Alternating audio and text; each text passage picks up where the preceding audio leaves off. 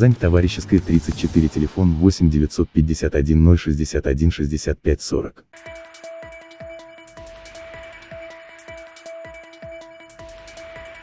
Сын пришел со школы и сказал: мама, нам сегодня Наталья Владимировна двоим наклеила скотч на рот. Так, по словам первоклассника 25-й школы Альметьевска, учительница хотела добиться тишины в классе. Вечером 9 октября мальчик пожаловался маме, что у него болит рот.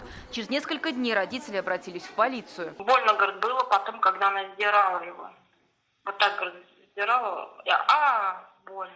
Я была в шоке. Сейчас дело в Следственном комитете. Другие мамаши за него горой стоят, в том числе и мама второго мальчика, которому она заклеила рот скотчем, хотя поначалу громче всех кричала, что побежит в управление образования. Об этом отец мальчика Ильгиз Ахметшин рассказал в соцсети. Его позицию большинство пользователей разделили. Но вот родители других ребят из этого класса оказались все же на стороне учителя. В учреждении говорят, и так кадровый голод. Расставаться с опытным преподавателем мамой и папой не хотят. Эта семья своими действиями хотят лишить нашего учителя работы, наших детей оставить без учителя. Мы написали сегодня коллективное письмо в поддержку учителя, описав всю ситуацию и поставив 25 подписей от лица всех родителей класса. У нас никаких претензий к учителю. Мы ее выбирали даже.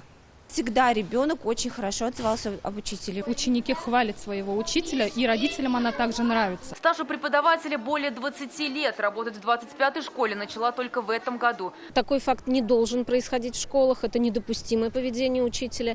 На сегодняшний день учитель написал заявление на увольнение. Случай, когда педагог выходит за рамки, не редкость. Что это? Жестокость детей или некомпетентность преподавателей? Возможно, и то, и другое, говорят специалисты. Но в отношении малышей начальных классов терять самообладание учитель просто не имеет права, утверждают они. Каким бы образом не вели себя дети, это не является основанием вот к ним проявлять подобного рода жестокость. Вообще-то речь идет о детях первого класса. Это дети, которые чуть более месяца как перешагнули порог школы. Сейчас за проверку всех обстоятельств взялись и Следственный комитет, и прокуратура. Если эта информация найдет свое подтверждение, надзорным ведомством будут приняты предусмотренные законом меры реагирования. Сейчас мальчика перевели в другой класс. С завтрашнего дня его прежние одноклассники временно остаются без учителя. Зарина Ахметова, Филюза Хамидульна, Ирик Хабибуллин, Данил Филатов, ТНВ, Альметьевск, Казань.